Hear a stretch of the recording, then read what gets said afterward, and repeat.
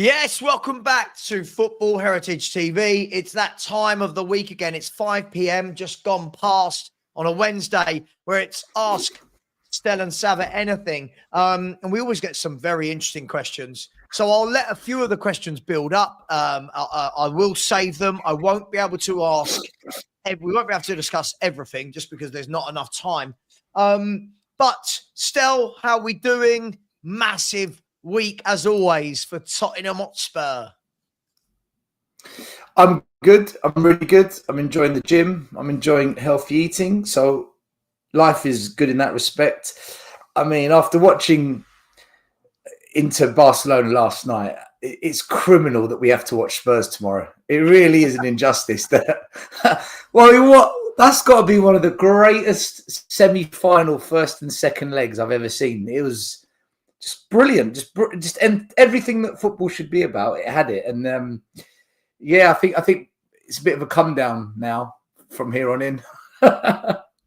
Yeah, it's mad, isn't it? I mean, when you watch some of those games, like when I watch PSG, when you watch Inter Milan, you know, Atletico Madrid, Barcelona. I mean, we're miles away from it, and we're 2 years into the project apparently. So I was expecting by now not to be at that level, but that we would be somewhat a decent team. But listen, it's a massive week for Spurs. We'll get into it in more detail, but like Lubo and I did a video earlier talking about how this is no longer just about winning a trophy. This is about, we need this to A, save our season and our blushes, and B, to have any chance for the next 2-3 seasons moving forward still, because there's been a lot of people that constantly use this line, don't worry about the league, it's done. And I've heard that for about 3 or 4 months still.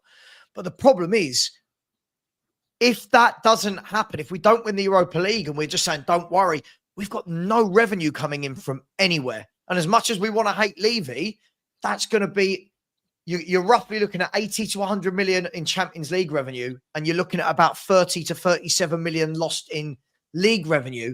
That's a summer transfer window. That's 130. That's a summer transfer window that we're losing out on. So it's a must-win semi and a must-win final, right? Like must win. Yeah, absolutely.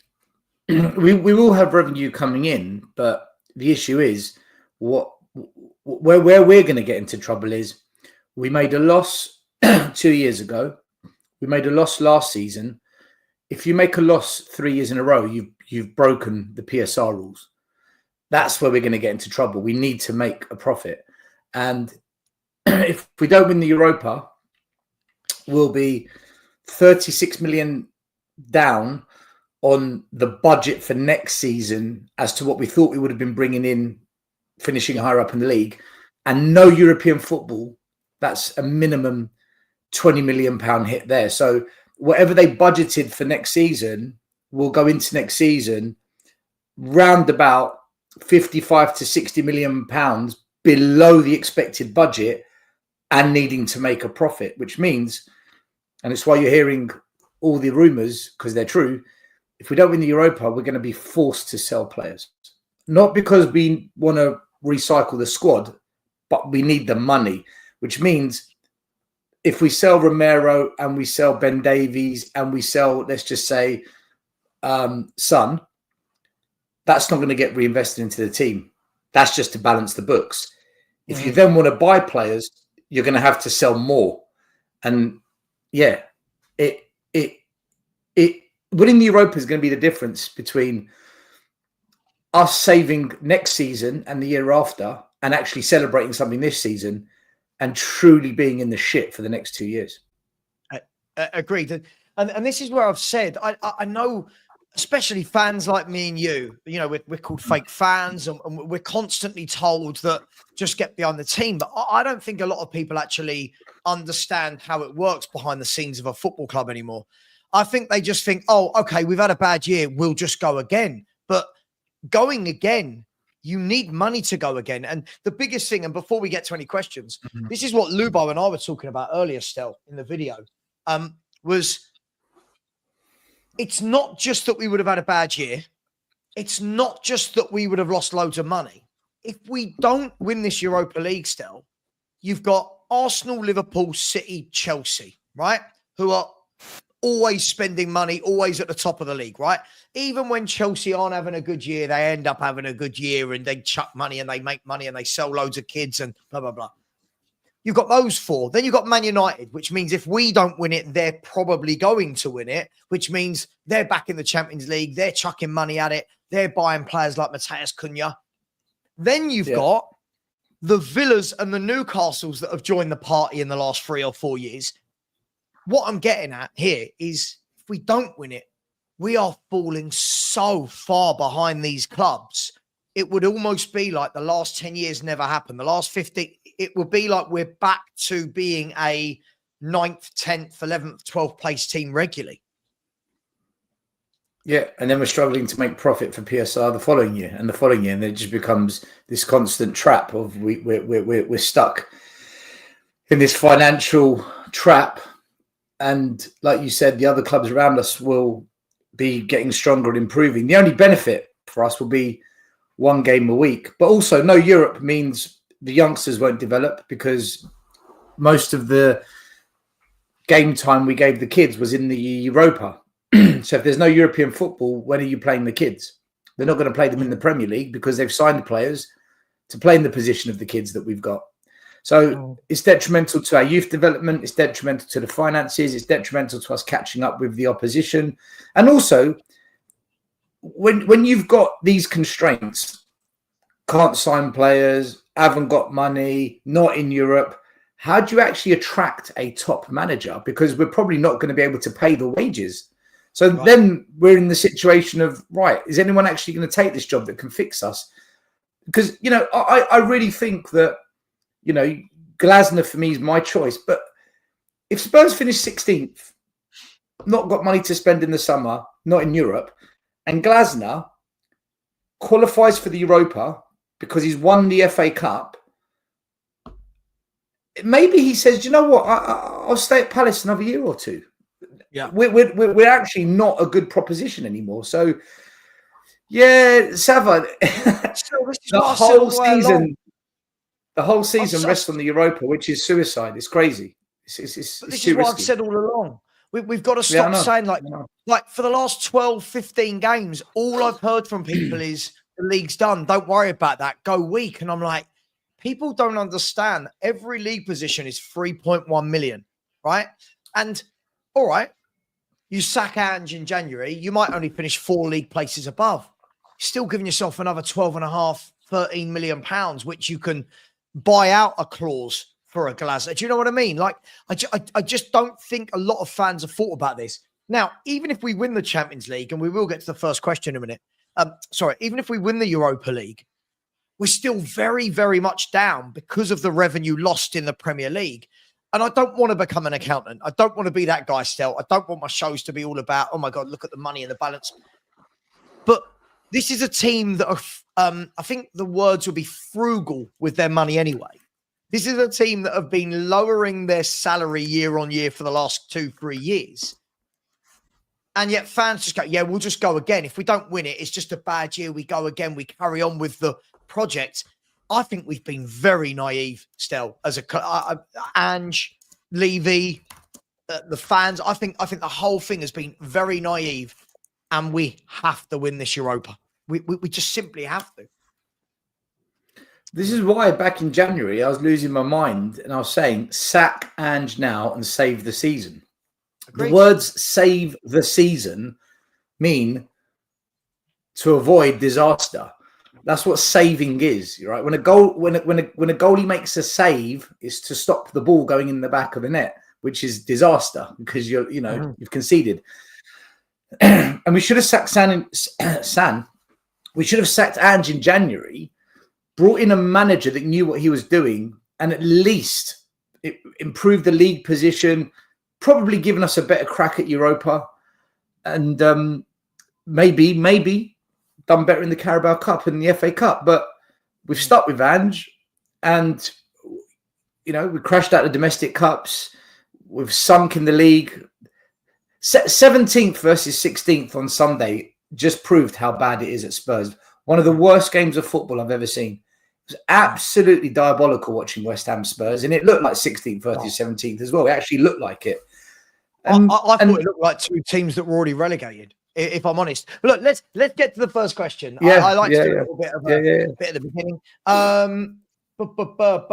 Where are we? So first and foremost, as always, my man with a super sticker. Big up to you. Arsenal, just a spicy Spurs. I love that. Arsenal, I don't know if you're cussing us or you there or both, but big up to you, as always, with a super sticker. I really appreciate you. And I think he was the one the other day that started. We had I think we had something like 80 super stickers in one show. It was absolutely mental. So big up to you. Right. This is an interesting one. I'm going to start with this one because I wanted this to be a topic. So AIZ _ Stun has said, big up lads. Does Stel 100% think we are not winning the Europa? And if we do, should he do a forfeit? Stel, I know your answer to this. We spoke about this a lot this week. Why don't you think Spurs are winning the Europa? Because you don't, right? You genuinely don't think we're winning it. No, I don't. I'm not 100%. I'm not 100%. I'm 99, I'd say, or 98. There's always football. You can never be football. It's got a funny way of producing results when we least expect it. But I said all along, SAVVA, that for me, we'd come up against this one team. I'm just repeating myself every week. We'll come up against that one team we don't know much about. We'll underestimate them. And there'll be a moment in the tie where when we least expect it, they're going to stun us. And we'll come out the game saying, what the fuck just happened? And we'll be out. Now, I said that could be the quarter, the semi, or the final. The way it's panned out, I think tomorrow night we will go out. I think Bodo will, against maybe even the run of play, maybe we actually play quite well, but I don't believe we'll win it. And even if we beat Bodo, which I'm saying tonight, I don't think we're going to beat them. If we get to the final, for me, Man United, with all their players back now, and Amad Diallo's back as well, they've got momentum. What they did against Bilbao away, they've got the bit between their teeth. They're doing what Man United do. The DNA of the club's coming through. Going to play Man United in a final without Maddison and Bergvall, for me, I just think we're fucked. If Maddison and Bergvall were there, I'd say, guys, you know what? 50-50, but you'd favour Man United because of their history and their heritage. But without Maddison in the 10, without Bergvall, who's one of our more improved players in midfield, I just don't see where the creativity and the spark comes from in the biggest game we've had in maybe 5-6 years. So I think Bodo will do us just, maybe even on penalties. But if we got to the final, we've lost players at the worst bloody time, and I think we'll fall short, SAVVA. It's my honest opinion, and if I really, really believed we'll win it, I'd say, guys, you know what? I think we can do this. But I said the same thing when we went to the Champions League final. I said, guys, the one team I didn't want was Liverpool. I said the same in the Carabao Cup. I said, I didn't want Liverpool second leg at Anfield. And I got proven right with that. And I'm saying it now. If we get to the final, I didn't want Man United. I really did. I was one of these people that said, give me Bilbao. I'll take Bilbao. I don't want Man United. So I stick by what I say, SAVVA. I don't believe Spurs will win the Europa. But I hope they do, because I'm a Spurs fan and I will party and celebrate. Just like I went to the semi-final against Bodo. I cheered on the boys. I'll do the same if we get to the final. I want us to win, but you're asking me to be honest. No, I don't think Spurs are winning it. I don't. No, listen, I always think honesty is the best policy. Look, and I can back you up on that. I know that you said, I think it was just shortly after Ruben Amorim joined Man United, you actually did say, I remember you came into our group chat and you were like, I think Man U are going to win this. This has got Man U written all over it. Bad season, new manager. And he hasn't lost a game yet in the Europa League. And they've actually negotiated some tricky ties, Man United. They've Sociedad, Lyon, Bilbao. These aren't, listen, they're not the cream of the crop, but Man U aren't the cream of the crop anymore. So they've negotiated some tricky ties. They're in the final as far as I'm concerned. They're playing Bilbao tomorrow night, and Bilbao without the two Williams brothers, and they're missing Sanse as well. So they're missing the entire three that play behind the striker are all missing. Going to Old Trafford, they're going to go through. They're going to go through. SAVVA, do you remember when Liverpool were something like 3-0 down in the semi-final of the Champions League the year they won it, and then they took Barcelona back to Anfield and beat them 4-0 or something? It was just ridiculous. Yeah. When Man United played Lyon and Man United turned that game around in literally 8 minutes of madness, that's when I said, shit, they're going to win it. It was that moment where I said, bollocks. And I felt the same about PSG when they knocked out Liverpool, and the way they knocked out Liverpool, the tie should have been much more in favour of PSG. When they beat Liverpool, PSG this year, they should have beaten Liverpool by many more goals. I said, you know what? I think PSG are going to win it. I think this is finally their time. They look like a team. I just get a vibe. Doesn't mean I'm right, but I just get a vibe. And when I saw Man United turn it around against Lyon, I thought, oh no. No, that's not good.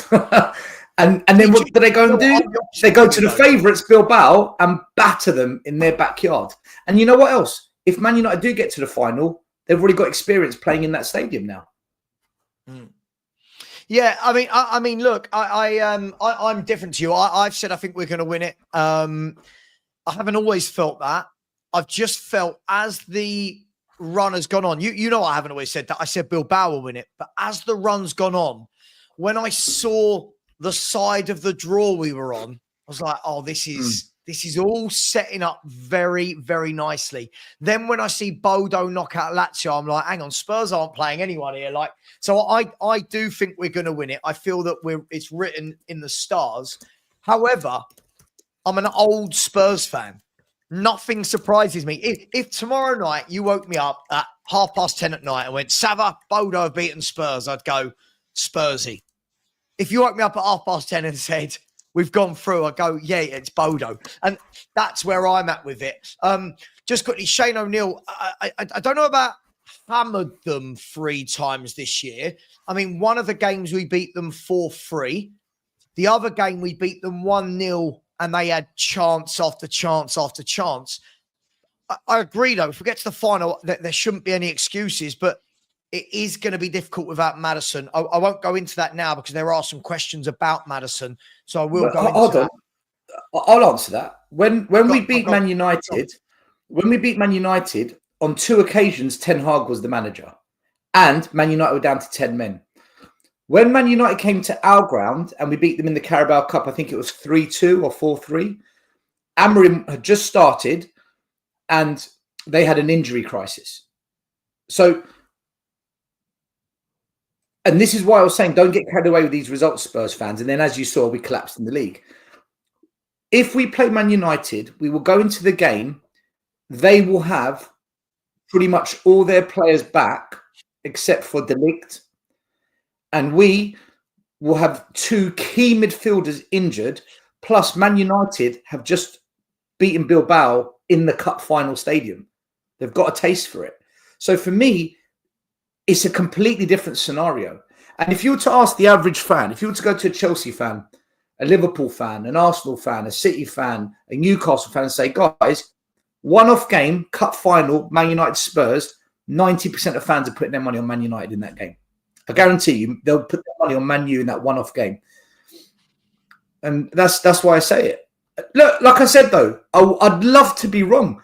Because if we get to the final, I will go to Bilbao. I'll be there with Phil P and Graham and Ryans and all the Tottenham way. We will go, right? I'll be there probably just in the fan park. Not sure if I'll get a ticket.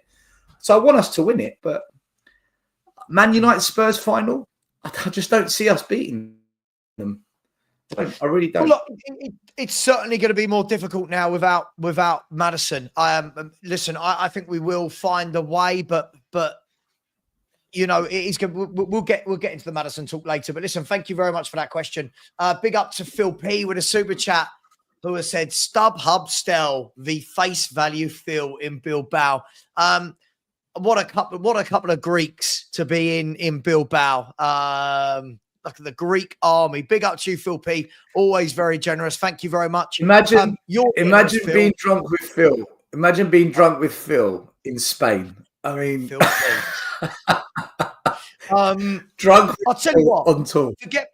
Imagine being drunk. Imagine having just under 400 in it and growing, and only 77 likes. Come on, people, and smash the subscribe button as well to Stel, Tottenham away, and to myself as well. Here's a question. Let's say there's loads of good questions today. Let's have a look. What have I got here? I didn't quite understand this one. Mr. McGee, maybe I'm just reading this wrong. So seeing as we are on a downward trajectory in the league at the moment, what circumstances at Spurs would it take for you both to stop doing a Spurs YouTube channel? I don't quite get it. I don't know why I wouldn't stop whatever happened. I don't know about you, Stel. I mean, I don't know. I would stop when Mr. McGee stopped supporting Spurs. What? There you go. When Mr. McGee stops supporting Tottenham, I'll stop doing my YouTube channel. But whilst fans like he exist, I have to exist to keep the truth alive. So. Oh, do you know who this is? No.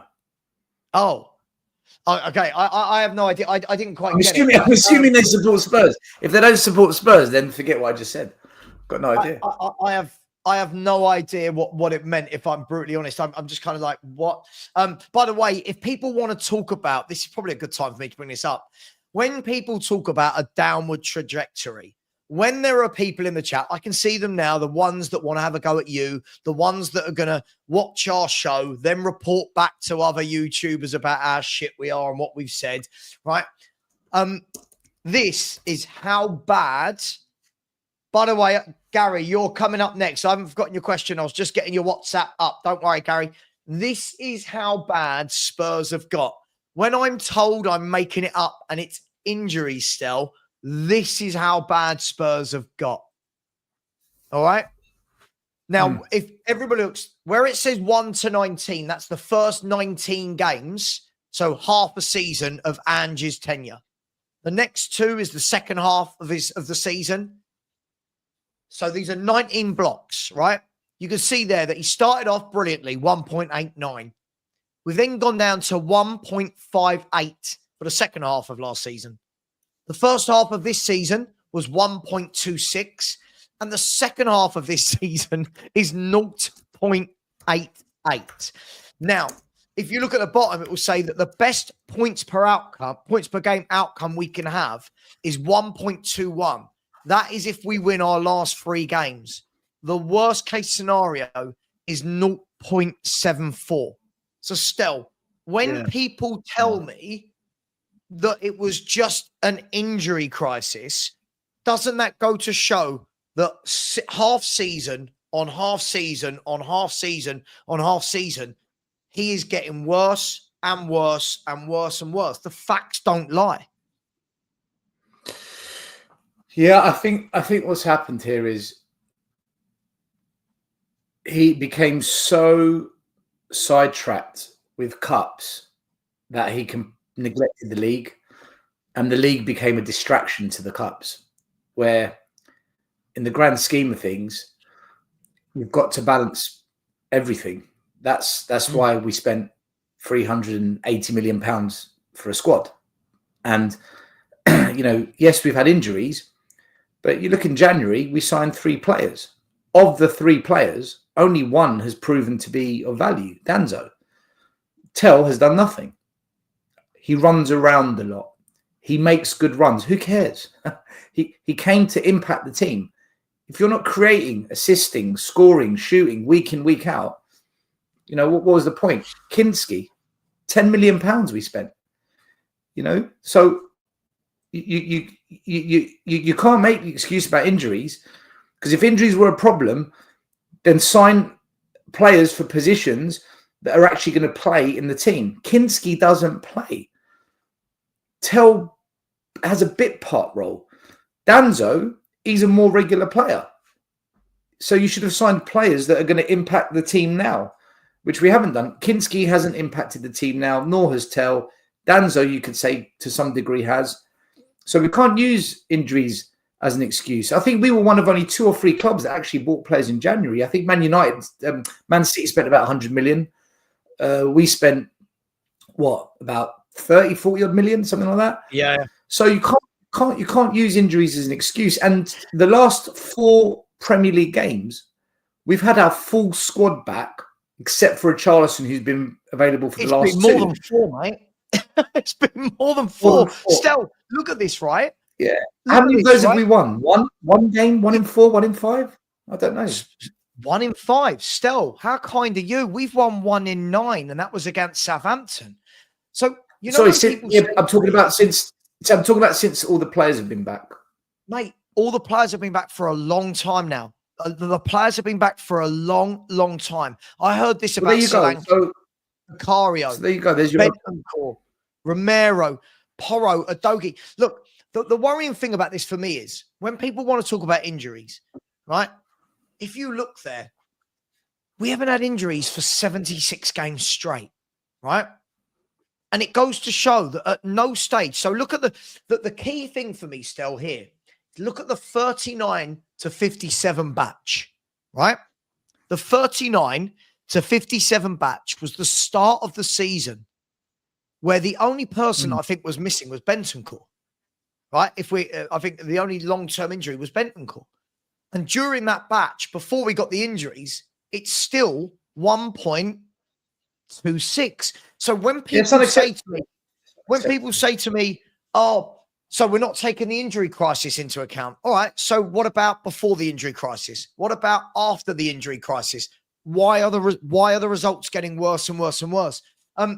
Just to make people realize how bad that points per game is over 2 years. This was Pochettino's, right? Let me remove my banner. This was Pochettino for nearly 202 games. Well, for 202 games, he had a points per game of 1.89. Forget the Arteta bit. This was just someone was basing Arteta against Poch. 1.89 over 5 seasons. Ange has got us down to 0.77. That's disgusting.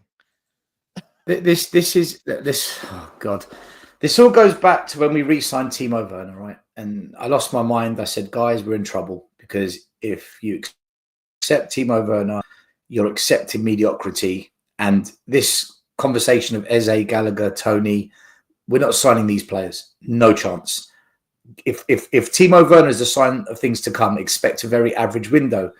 And it was a very average window. So we're paying the price of it. But, you know, Ange signed off on this. Ange accepted it. I remember Ange doing an interview where he said, I knew what I was getting into. Before I came here, I'm not blind. I've seen what's happened with other managers. I know what I'm taking on here. So there's no hiding place for him. He can't now, you know, fans can't now say, oh, but he wasn't backed. Look what we... No. Listen to what your manager said to you. Listen to the things he said. He accepted this. He signed off on this. He said, I know what I'm signing up for. I know how this works. And at the beginning of January, when we're all saying, fucking hell, Spurs, sign players. We need signings. We've got injuries. And what was his answer? They're working hard. They're working hard to bring in the players. So if you're going to toe the line and you're going to sign off on this process, this way of operating, then it's on you. And it does go back to that summer window.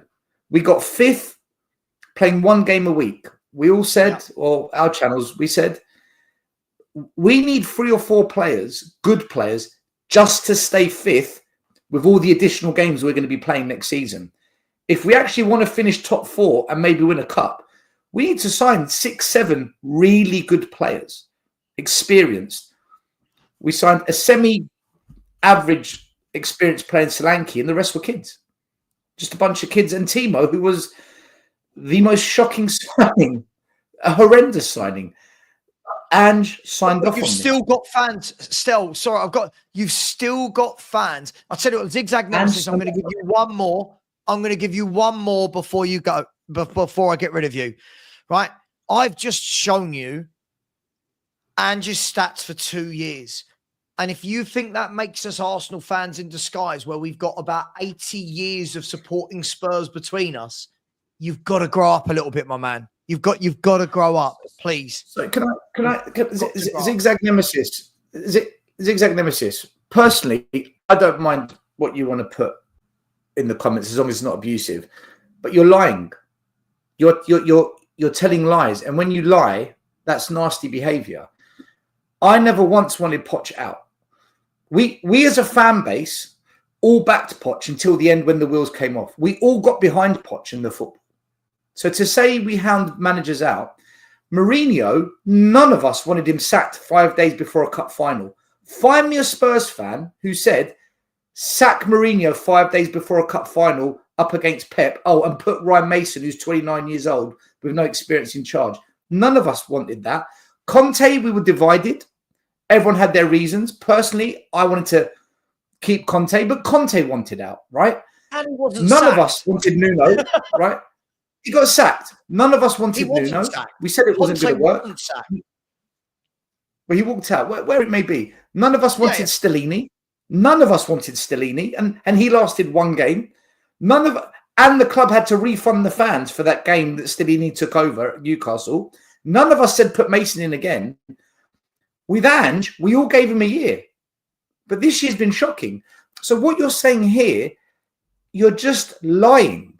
Like, you can't lie. You've got to back up what you say, man. Otherwise, it's just nasty behaviour. If you disagree with the opinion, attack the opinion. Attack the argument. But if you're going to lie, what are you? Like, what are you doing? Where are we going with this? You can't lie. Stel wanted Conte. For example, Stel wanted Conte, I didn't. But when people quote me about why I didn't want Conte, they never quote me right. That's what annoys me. But by the way, guys, right?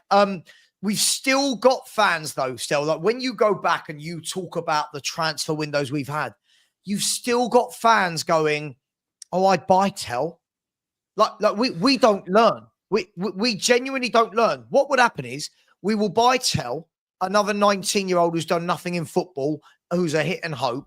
And then what would happen is those same very fans will go, yeah, Spurs didn't buy what we needed in the summer. Well, no, because we spent half our budget on Matisse Tel, who's done nothing and is 19 years of age. It's crazy. But look, I do want to move on to the next question. And last thing I'll say to Zigzag Nemesis, listen, dude, if stadiums, balance sheets, and facilities are what you support, crack on, mate. I support football. Let's go. Sefa, bring that. Hold on 1 second. I'm not going to talk about Levy. Just bring that comment up. But very briefly. I'm not going to talk about Levy, right? This proves my point. Bring that comment up. Go on. That's fair.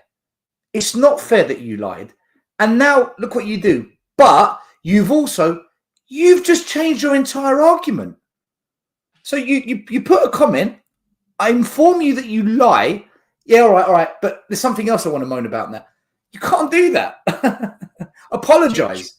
Sorry for lying, Sava. Sorry for lying, Stelios. And then maybe we'll tolerate another comment from you. It's wild. It's wild. Do you know what makes me laugh? And I'm gonna caveat this, right? So I'm gonna have a look at two comments from my man Swanex, and big up. I like Swanex, but when you're saying about PPG doesn't mean anything, but points per game over 2 years tells you the direction the club has gone in, Swanex. We're not talking about points per game for 3 months. We're talking about over 2 years. The points per game shows you that he's getting worse and worse and worse and worse. Now, yes, a cup run can paper over that crack for you. But Swanex, think bigger. Think the bigger picture is, do you want Ange, who's done that in the league for 2 years? Is that the guy you want to keep in because he's had a cup run? You've got to ask yourself that. And then I can't agree with you on this one, mate. I mean, the state of this comment, I would buy Tel because I don't trust Levy to spend that 50 million on a better striker. He will put that money in his pocket. Swanex, so you don't trust him to buy a better striker. So your answer is to buy Tel, who isn't good. Sorry, what? 50 million for Matisse Tell. Stel, I'm gonna quote Minor Perchi. What are we doing here? Look, this is our fan base. Yeah, just spend 50 million on Tell. What are we doing? I don't understand how we've normalized very average players as acceptable at Spurs. How have we gone? Look, Honestly, 30 to 40 million is not bad for Matisse Tell. he's mad. He's mad. Swanix, let me ask you a question. Just so I can learn, because I don't understand. I don't. How have you, as a Spurs fan, and the thousands just like you, how have you gone from enjoying and accepting the kind of players we had under Redknapp, even under AVB, under Poch, to now saying, yeah, but Tell's all right, 40, 50 million. How have we gone from that to this? How have we got here where we're tolerating that? We would never tolerate that under Poch or under Redknapp, but now we accept these kinds of players, and then we wonder why we're 16th in the league, and we wonder why we can't beat West Ham, who are below us. I genuinely don't understand. I genuinely don't understand it. How have we got to a place where very average players are now, 40 mil, might as well? I don't understand it. Do you know the funny thing? Think about 30 to 40 million pounds. If you gave 30 to 40 million pounds to Brighton, Brentford, Bournemouth, they're coming back with a gem, right? Do you know what? No, Stell, I've lied. They're coming back with 3 or 4 gems for 30 to 40 million. We're sitting there going, yeah, let's just spend 40 million. And by the way, Pete made a brilliant point last night on Spurs Kings TV. He said, if you want Tell, fine. He said, forget the mechanics of how Bayern Munich still owe us money. That's still going to be our money. Whether we get it in one lump or not, doesn't matter. That money is still going to be in our P&L at some point, right? Might be over a couple of years. Spurs this summer, you would say what? Conservatively, maybe 125, 130 million pounds transfer budget? Maybe, depending on player sales. This summer coming up? Yeah. No, less. A lot less. Okay. Without Europe, 50 mil. Okay. Right. So we've got fans that then want to take, let me just round it up to 100 million, just for argument's sake. Right. We got fans that want to go, we've got 100 million. Let's spend half of it on a 19-year-old winger who hasn't done anything, when we've already got Odegaard, who's a young winger to coach, Yang, who's a young winger to coach, and Mikey Moore, who is a very good young winger to coach. But no, let's buy Matisse Tell for 40 million pounds. I have no idea what we're doing anymore. I just don't get it. Surely the smart thing to do, if we've got, let's say, 100 mil to spend, surely the smart thing to do would be say, right, let's bring back Solomon from Leeds United, because he's actually had a really good season on the wing. Hopefully he stays fit at Spurs. Let's develop Mikey Moore to play in that position as well. Forget Tell. And the budget, spend 50 million on a top number 6 and another 50 million on another number 10 for when Maddison's injured. How's about that? Wouldn't that be a smarter thing to do at Spurs? Because we've actually got enough players that can play wing. If you look at the books, I won't bring up his name because it's going to cause controversy, but Brian Hill, bring him back, right? Bring him back. My point is, we've got players on the books. We've got players on the books already. We don't need Tell. We don't need to spend, like SAVVA said, half the budget on him. I'd rather we spend big money on a proper playmaker or a proper number 6. I really would. Someone that can actually change. If you're going to buy a winger, Stell, go to Brentford and say, how much for Mbeumo, right? Yeah. Why do our fans constantly want 19-year-olds that have done nothing in football? Semedo, Mitoma. Mate, there's so many. Right. Proven Premier League wide players. That's what we want. A proven Premier League wide player would be a nice. Swanix, I don't think you understand how little money Spurs are going to have in the transfer window. And you want to spend half to a third of it on a winger we don't need that isn't very good. Like, this is, forget that we spent 50 million on Brennan Johnson. Brennan Johnson's not in this equation. Mate, 30 to 40 million, 30 to 40 million, Swanix, is a lot for a 19-year-old that's done nothing. Brighton are bringing in 19-year-olds for about 8 million, 5 million, and they're then selling them for 60, 70 million a few years later. Spurs, we're spending 40 million on Archie Gray. We want to spend 40 million on Matisse Tell. Where are your standards?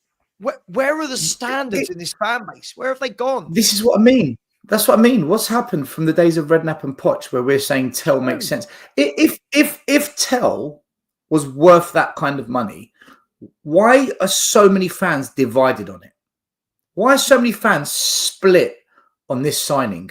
When we signed Maddison, I'm pretty sure most fans said, "Oh yeah, fucking hell, good signing." There was no division, but yet we signed Tell, and we're all split.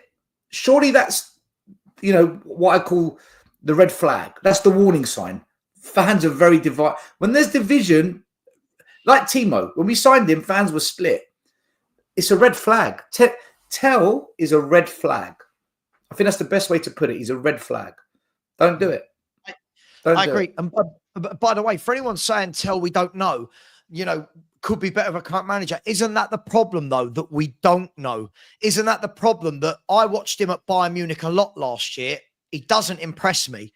Not one bit of me looks at Tell and says, yes. Now, again, Liberty, listen, big up to you. Yeah, of course, different views. We disagree. Absolutely, my man. But listen, Liberty, if you turn around to me, you, Stel, anyone in the chat other than people like Swanix who want Tell, and said, right, you've got a year, right? You've got a year to go out, scout across the French league, the Dutch league, the German league, the Spanish league. Find me a 19-year-old winger better than Matisse Tell that's going to be half the price. You're going to find loads. You're going to find loads. It is lazy scouting. It is, oh, Bayern Munich owe us money. Let's go there. It's laziness. Right, let's get some questions in that aren't about Matisse Tell. Big up, first and foremost, to, let me do Gary's. He WhatsApped me. Big up to you, Gary. Thank you very much. And again, happy 70th for the other week. I don't think I'll live to 70. I think Spurs will see off my poor ticker before that. He said, I'd love to know Stell's answer and also that of your viewers. If our season had ended with the West Ham game last weekend, who would be your choice of Spurs player of the season? Thank you, my friend. Thank you, Gary. Thank you. If the season was to finish right now, I'm guessing it doesn't really matter with 3 games to go. Who's your player of the season this year? Fuck me. Timo Werner. Timo.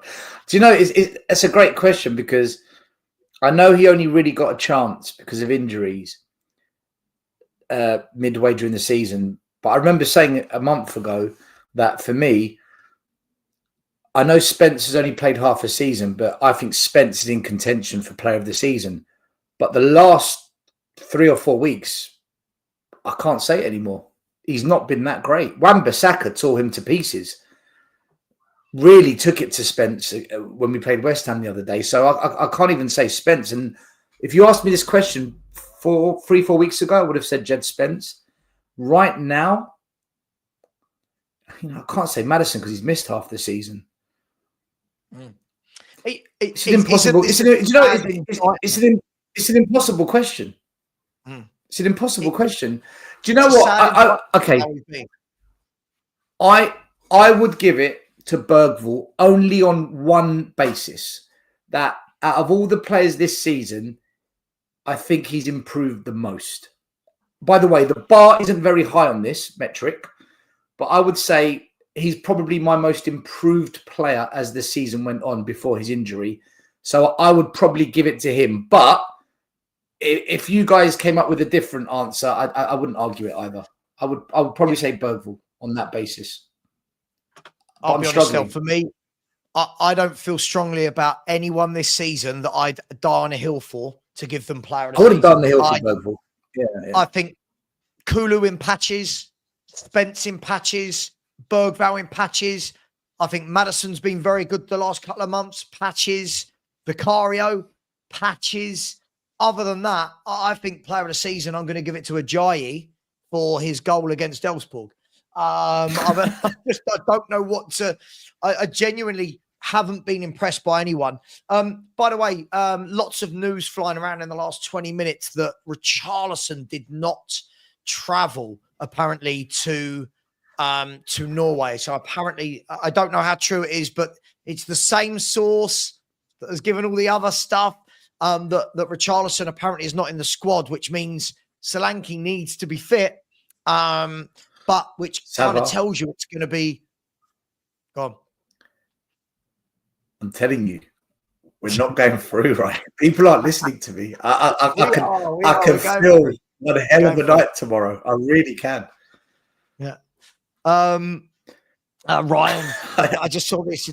Why are you SAVVA? Why are you comparing Tottenham to Brentford? They're obviously going to get players cheaper because it's Brentford. No, I don't think you heard a word I said. I really don't think you heard a word I said. Why would they get players cheaper because they're Brentford? Why Let me would ask you a question. How much was Bergvall? We got Bergvall for 10 million. We got Bergvall for 10 million. That's pretty cheap, no? Let's get to honestly, some of our Jed Spence. How much did we pay for him? Jed Spence wasn't expensive. No, Jed Spence was 10 million. 12 mil, was he? Jed Spence, something like that. Here's one. Benson Sean, good evening to you, sir. Good evening. Said, at what price point, deal structure, would you be okay with Tell? Simple for me, I wouldn't. Zero. I don't know what he does. I look at all his. First of all, I use these, right? I use these. I'm not impressed with him when I watch him play. Second of all, I've gone back and looked at all of his stats throughout the games. Do you know, most games still, he has like 7-8 attempted dribbles past his fullback. And most games get past him once. Like, if we're going to do that, just give it to, not having a pop at you, Sean, but I'm just saying, if we're going to do that, just give Solomon a game. If that's really what we want, or go and get Semenyo, who we've seen do it for Bournemouth. Go and get Matoma. Go and get Clivert from Bournemouth. Go and get Umbuemo, Visser. Go and test Brentford's resolve. Hey, we want Visser. 50 million down on the table. This guy, he's just got 18 goals this season, can play down the middle, wide right. That's what you want. I don't. Tell's not a goal scorer. He's not a natural I do not want Spurs to buy any more promising, upcoming, potential, generational. I don't want any more of that. We've got enough at the club. I agree. Develop the ones we've got in, develop the ones in the academy, and nurture them now, right? You've got your Odeberts, you've got your Greys, you've got your Bergvalls, you've got your Phillips, you've got your Moores, you've got your Dages. You nurture them. We don't need more. Sean's question was about price. Any money spent, I want it on experienced players now. Experienced players that come in. They might not hit the ground running day one, but within 2-3 weeks, they begin to get in their stride. That's why I don't want Tell, because it's an expense that could be going towards an experienced player. Nurture the talent we've got. We've got talent at the club. It just needs to be nurtured. I don't want another Tell. I don't want any more youngsters. And Tell he came in on a loan deal to impact, and he hasn't impacted. And I don't want to take a punt. Bergvall was a punt. £10 million. Take the punt. See what happens. Gray's an expensive punt. No more expensive punts. No more. I agree, but do you know what? We did this the other week. That's just my personal opinion on it. That's my personal opinion on it. See, we did this the other week, not me and you, but I remember doing a show where we actually looked and broke down the number of players under 22 Tottenham have on their books. And I'm looking at it, and it was something like 16 or 17 players were 22 or under still on our books, right? Including players that are out on loan. And you've got Donnelly. Coach him. More. Coach him. Ajayi. Coach him. You've bought Yang and Odebert that are 2 wingers that are young. Coach them. Forgot about Yang. I forgot about Yang. There's another one. We don't need another one. Surely we don't need another 19-year-old. Listen, if you're going and buying a top 19-year-old, I've got no problem with it. But I'll ask this question. If Matisse Tell wasn't at Bayern Munich, would anyone be wanting to pay 40 million for him? You know, like, they're on. I'll tell you what, guys, this weekend, everybody in the chat, find a German game, find a Spanish game, find a French game that you would not normally watch. Just watch. Watch the game for 90 minutes and you'll go, he's good. Yeah, or I like that winger. Someone you've probably never heard of, right? And you'll go, that boy's got talent. So you don't need to spend 40 million on teenagers. We've got to stop. We've got to stop this. We've got to. Like I said, Sarah, Matthäus Tell divides fan opinion. That's a red flag. It's a red flag. Timo did the same. It's a red flag. When we're divided on a player, normally that's problematic. So we just need to start getting real as a football club and start bringing in players that can, you know, we might not like Benton Kronkulu. We might not think they're great. But here's the thing. When they came to Spurs, they hit the ground running and they got us top 4. That's the kind of impact I want from signings now, where we see an actual outcome on the pitch, especially if we're going to spend a fair bit of money, because we're not going to have a lot of money next season. We're not. Unless we win the Europa, then that might change things. But by the way, we're talking about when we talk about Matisse Tell, last thing I'll say on him, and we've got loads of questions to get through. When we talk about Matisse Tell, this is a Bayern Munich that went out and spent big on Michael Elise, who plays in that position. If they rated Tell and thought he was that good, why would they have gone out and bought Mike? Do you know what I mean? Like just as an example, it just doesn't make sense. Yeah. Look, for me, that comment from Terry is absolutely bang on. You got Visser, he's on 25 grand a week, and Buemo's on 50k a week. I'm going to Brentford and saying, what do you want from Buemo? You want 60 million? We can make that happen. Not 40 to 50 on Matisse Tell. Hey, let's go to the next question. Big up, thanks Sean and the others for those questions. A user said Spurs open talks with Tell's reps. Thoughts? Well, we've just kind of gone through that a lot, a user, but I don't want to dismiss your super chat because I think it's really rude to. I think you've just seen what Stella and I think. For me, I think it's lazy. And I think the one thing that we haven't talked about when we're talking about Tell is I think it's wrong to be opening talks with players when we don't know who the manager is going to be next season. Because a new manager might come in and go, I've got no need for that boy. Do you know what I mean? It might be, let's say Stel Glasner comes in. He's not going to need Matisse Tell. He's going to play wing backs. He don't need someone who hugs that touchline. He's going to want more of an Eze who doesn't hug a touchline. He's going to want someone who's inside. So I think it's a bit crazy, isn't it? When we talk about talking to players when we don't know. By the way, breaking news on Sky Sports right this second, as in the last 5 seconds, is the news we all knew that James Maddison is ruled out for the rest of the season. Yeah, I just think you wait and see who the next manager is before you look at any player. Losing Maddison, man, that is a blow. That's a real blow at this point of the season. It's not good. Well, the new manager needs to come in and see what players he can work with and who he can't work with, and no doubt he's going to get them to play a slightly different way. For some players, another way of playing will work. For other players, it might not quite work. Yeah. SAVVA, it's another project, another process, another marketing spin that the club's going to put out on us. It's another be patient, be positive. Honestly. Whatever happens next, it's just another reset. Here we go again. But you can't keep Ange because it's a disaster. Sadly, the owners fucked it up royally and the fans backed the wrong horse. Unless Ange wins the Europa, we've completely backed the wrong horse. Great. And a lot of money's been spent. A lot of money has been spent on Ange, more than any other manager. You know, it's such a shame we didn't spend this money on a Poch rebuild or for Conte or for Mourinho. If they had this budget for the kind of players they wanted, maybe we would have been in a much better place. But we've spent close to 400 million on this manager, and you know the next guy's going to come in, and I think he's going to be expected to work with the players he's got. That's where it's going to get a little bit tricky, because some of these players, they're not good enough. That front line is shocking. That front three is awful. It really is poor. Say something. Some of our fans don't deserve better. I'm going to say it, and I'll tell you why I'm going to say that. Look at comments like this. So, Sava, where will Mbeumo take us as a club? Is he the special signing you're wanting? Mate, I know you're being sarcastic because of your previous comments about wanting Tell. Have you not watched Mbeumo the last few years? He's been really, really good for Brentford. He's very good. He can play through the middle, on the right-hand side. He scores goals. He drives at players.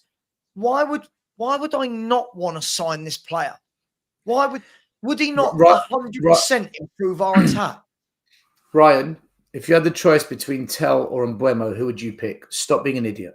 Like, literally, stop being... You're being foolish. If you asked any Spurs fan, who would you rather pick? Tell or Mbeumo? Any Spurs fan with a brain cell, which I think most do have some brain cells, would pick Mbeumo. You'd be a lunatic not to pick Mbeumo. He's proven it. He's a proven Premier League player. And the fact that, you know, Brentford are... what are they now? Top 10 team? He's a big factor in that. Him and Wissa are a big part of that. So, and the manager, of course. He'll go somewhere this summer. He'll go somewhere, and I bet you it's to a good club. He's one of the Premier League top goal scorers. All the comments are picking Mbeumo. Everyone in the comments is picking Mbeumo over Tell. So, Ryan, stop trolling. I know. School finished at 4:00. Stop trolling. Do your homework, have an early night, and make sure you get good grades at school tomorrow. David, I've not heard this rumor, but it doesn't surprise me if we are looking at more 16, 17-year-olds, because the fan base seem very happy with it, and Daniel Levy knows it. Let's go to the next question. Andy Lester, big up to you. Thank you very much with a super chat. Said, what do you upgrades think of Pedro from Brighton? Stel, you like João Pedro from Brighton? Yeah, I like João Pedro. Yeah, I think he's a good player. I'd have him at Spurs. I think he could score a few more goals, but he did go through a bit of an injury phase as well, injury patch. I like him though. I think he's effective. He's an effective player. He's tricky. He can beat a man. He can get the odd goal, although, like I said, he needs to score a bit more. But for me, again, I'm comparing to what we've got. I would take João Pedro compared to what we've got. Yes. Yeah, no, I agree. It's not would I want better, yes. But if you said to me it's going to be João Pedro or Solanke or Richarlison, I like João Pedro. What he's also very good at, he's a good hold-up player. He's very good with the ball at his feet. I like João Pedro. Yeah, thanks, Andy. I really appreciate that. Hope you're better after your car incident last week. Big up to Ayuzu, who said, sell Richie. He's made of Lego. Breaks at slight knock. By the way, yeah, so I've been lots of news. The news is confirmed. He has not travelled. So he's not travelled. Apparently, Son has not travelled either. I don't get it. If Son's not travelling as the captain, this baffles me why he's not travelling to be there. But anyway, that's a different conversation for a different day. Ayuzu, I would definitely sell Richie. I would be looking at Everton and I'd be going, do you want him back? And I think he'd be brilliant at Everton. I think he'd be really good for the way David Moyes plays, for how direct Everton are. I think Richie suits Everton. Just for me. I think he suits Everton. Look, one thing we can't criticise Richie for is he's consistently a 10 to 13 goal a season striker, right? He's an average striker, but he's consistent. So if he stays fit, he will get you 10 to 13 goals per season. And for some clubs, they need that. they need someone to give them that chunk of goals. So there's a place for Richie in football, but we're a club that's used to having a 20, 25 a season goal scorer, and we don't have any now. Maybe Brennan Johnson is that guy, right? Who knows? Yeah. Right? He's getting a lot of tap-ins, a lot of close-range goals, headers. But we're used to having elite. One thing about Spurs, we've always had an elite striker, like a top-level striker. We don't have anyone like that at the moment. Nobody. We thought it would be Son, but he's fallen off a cliff now. His time's up at Spurs. Richie isn't that guy. He's not that guy. But for a lower-level club, yeah, he could do a job. Don't do this. Don't do this. Don't do this. There's levels to this game. We weren't talking about Johnson. We're talking about Tell. No. But what he said, this is they where change the argument because they can't win the argument they start. This is where when I say I always get in trouble for this, Stel, and people tell me off. And when I say some of our fan base don't deserve better, this is why. Look at the arguments we make. Brian Mbeumo this season in the Premier League has 18 goals and 6 assists. Right? Brennan Johnson has 11 goals and 3 assists.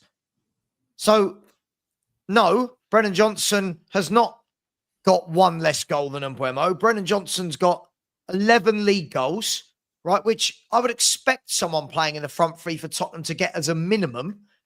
Yeah. Vissa and Mbeumo have got 36 goals between them. Right? So Brentford lost Tony. You didn't see any crying like when we lost Kane. They lost Tony, their top goal scorer. Thomas Frank found a way, didn't he? Thomas Frank found a way. They score loads of goals. Those two have got 36. Come on, dude. What are we doing here, man? Come on. Someone in the chat is saying Mbeumo scored 7 more Premier League goals, which means that 40% of Brennan Johnson's goals have come from where? Europe against the mighty AZ Alkmaar, Karabag, Ferencváros. Is that what we're comparing it to? I'm just, what I don't get is what we'll do. You know what we'll do, Stel? This is classic Spurs fan base. We'll watch as someone like Mbeumo and Vissa goes to a bigger club and does well. And then we'll go, oh, why didn't we go in for a player like that? But look, but at the time, this is what our fans do. If I'm offering you Brennan Johnson or Mbeumo, there is never a scenario that you can give me still where I go, give me Brennan.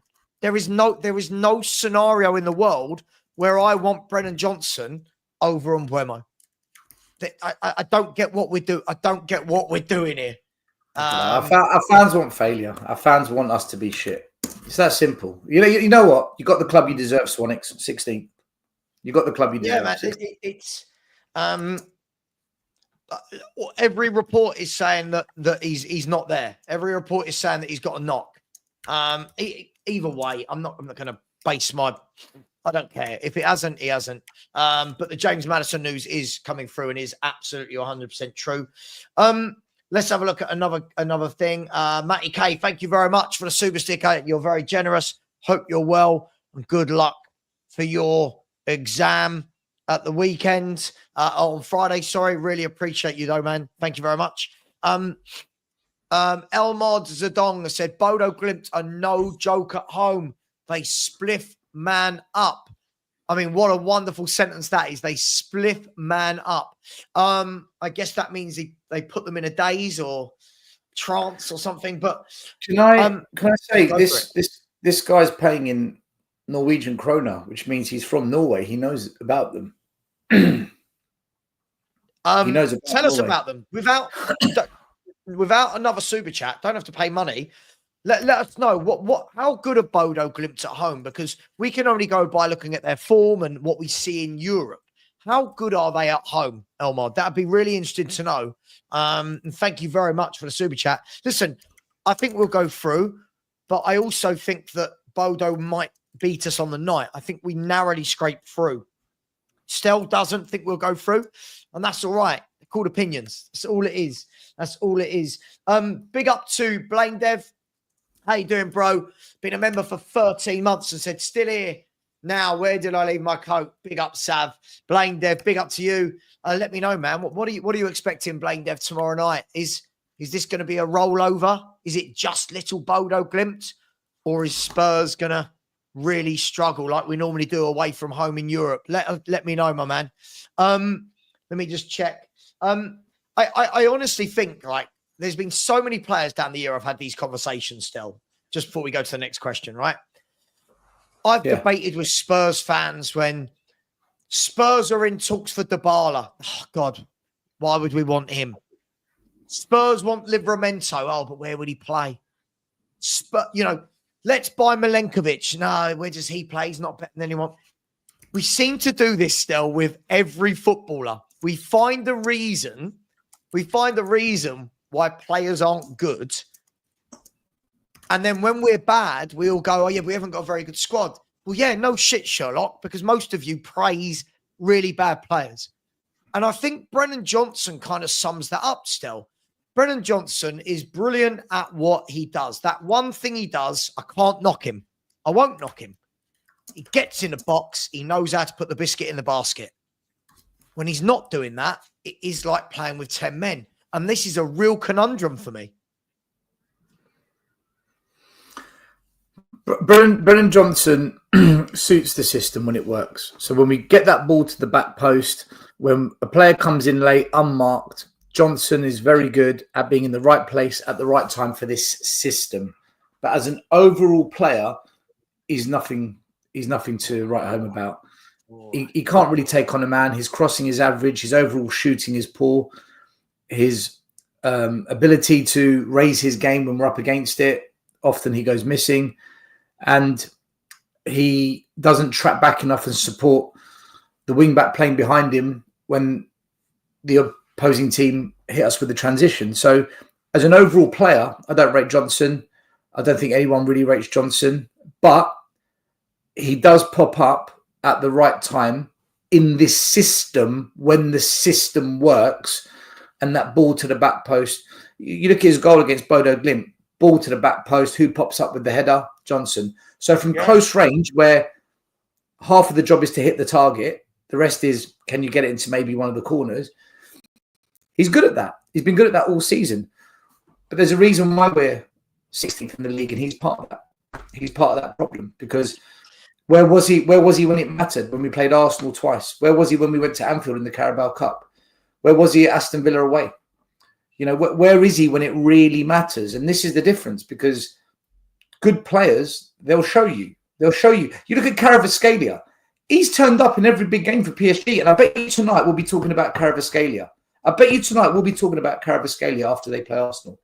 We need players that turn up, and when you play in the attacking front three, you've got to be some of the most creative players on the pitch. Can't just be the 10.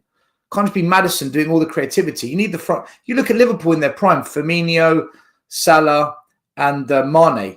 They created a lot of the goals. That's what you expect when you play with the front three, unless you've got sublime midfielders, which we don't have.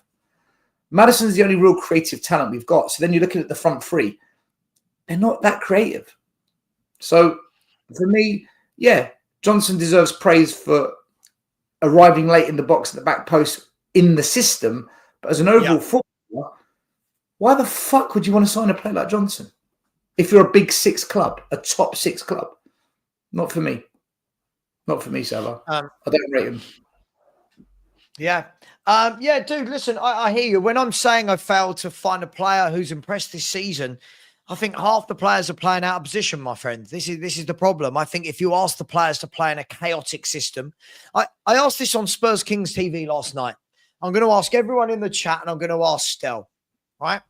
Now, when I ask this question, I don't want any silly words, right? I'm asking, I want one word that describes Tottenham. Now, what I mean by that is, if you talk about, some teams you'll say attacking, defensive, counter-attack, tick attacker, possession. For me, the only word I can use to describe Spurs, if everyone goes now in the chat, the only word I can use to describe Spurs under Ange Still is chaotic. That's the only word I can use. And this is why when I look at Liberty, just so you know, when I watch smaller teams than Spurs, who might be above us this year, but are smaller than us in general, the Brentfords, the Fulhams, the Bournemouths, right? When I look the Fulhams, right? When I look at these teams, they're organised. They have a system. They have a process. Their midfielders are playing in central midfield. Their back four is a together back four. Their wide men are playing as wide men. When I watch us, our players are just all over the pitch. And then we're asking these players to do things at 100 miles per hour because it's chaotic and wondering why their passing isn't good, wondering why they're not getting good crosses into the box, all this. For me, at the end of the day, I'll come back to this, Gary. I've not forgotten this. For me, chaotic is the word I'd use, Stel. What's your word?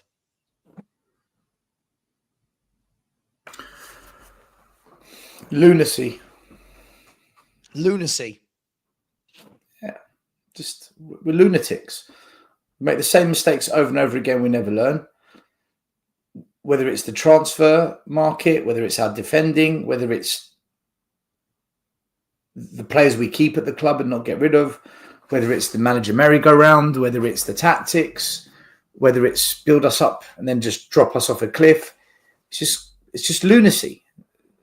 You know, it's mad. It's insane how we go through the same cycle every single season. And I mean, under Ange, it's been ridiculous on a different level. It's just, for me, it's lunatic. We're lunatics, man. This fan base, this ownership, the whole thing is just lunacy. Yeah, lunacy. I like that word. Go with lunacy. Yeah, lunacy. Fair enough. We'll get to some words. Here we go. Some words. We got Spursy, chaotic, weak, Spursy, spineless, Spursy, donut. I love this. My man Matt must be the only person who's watched Spurs the last 2 years and thinks that this is a sleeping giant as we're getting worse and worse and worse. Depressing, says my man Danny. Big up, Dan. Loved the watch along last night. Feel free to join me again tonight. We had a good laugh last night. It's amazing we have a good laugh when the watch-alongs aren't Spurs because there's no pressure. We just get to watch football. Unambitious, useless, meh, erratic, says my man Glenn, leaky, manic. But all the words, none of these words say calm. None of these words say organised. None of these say impressive, exciting. They're all, look, this is another word that I think is very, very relevant. Open. It's just open. Let me go to some super chats. I don't know what sort of time you got, Stel. Are you good to carry on? Are you all right at the moment? Yeah, actually, I'm changing my word. I thought about it. I'm going to go with deluded. Deluded. Okay, fair enough. That Deluded. sums up half the fan base for me as well. So it's a good word. Big up to my Deluded. man, Gary Morton Barley. Said, ambition is the path to success. Let that sink in. Gary, send an email to that effect to Daniel Levy and Co. I think they need to hear that. The problem is, a lot of people think that the amount of money we spent is a sign of ambition. But if you're misspending that money constantly, how is that ambitious? That's wasteful. It's almost sabotage. If we actually had a plan, we know what we want to achieve in terms of footballing achievements, not financial metrics or property land development. If we actually had a plan of what we wanted to win, and you could see the plan coming together and the money being spent, it made sense. You'd say, do you know what? There's ambition at the club. But when you see us re-signing Timo, lots and lots of kids, but not experience to lead those kids, and these strange deals like Kinski and Tell at a period of the season where we don't need that, we need something different. There is no ambition, because that's the one thing people throw back. That's the one thing people throw back at me is, but look how much money we spend, and I say, but look how much money we've wasted. Look how much money we've completely misspent. You think about it: 60 million Solanke, 65 million Richarlison, 125 million on strikers, and none of them are good. Bonnie Blue of the league. Well, yeah. Yeah, the Lily Bonnie Phillips. Blue of the league. Let me get to some super chats. Also, got a comment from my mate Matt that I did want to read in a minute. Before we do that, There's been over 450 of you in here for over an hour now, and the likes are crap. We got 170 likes. We should be on 300 likes. Come on, guys. It's free. YouTube is free. Unless you pay for YouTube Premium, it's free. We do this for free for you. We get paid, but you know what I mean? It's like it's a free show for you. So please do smash that button. Big up to you, Gary, for that. Really appreciate you. Big up to Tweak, also a channel member, just sticking in a super sticker. Really, really appreciate you. Stanley, where have you been? You know, when the dog's just walked in and looked at me as if to say I've done something. He's done something. Anyway, we'll deal with that in a minute. Big up to you, Tweet. Really appreciate that, my friend. Big up, Blaine Dev. Good evening, lads. With Vinay appointed and looks like the Dom back, what direction do you feel our recruitment goes? While we want experience and need it, do you see the groove changing? Thoughts? Now, this is interesting. I'm going to come back to this in 1 second because, again, when people say things like this, Stel, people haven't done their homework. Right? When people just say, did you see how bad Vinay was at Arsenal? Right. So I've spoken to a few people in the last 48 hours, Stel, that are